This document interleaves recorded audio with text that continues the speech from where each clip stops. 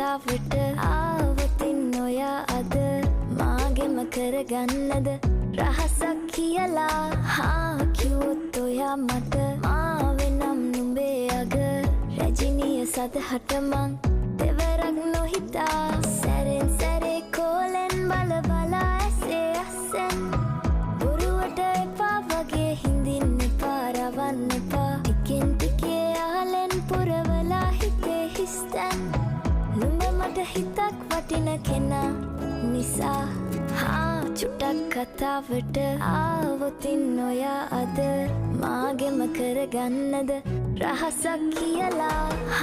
කිව්වොත් ඔයා මට මාවෙනම් නුඹේ අග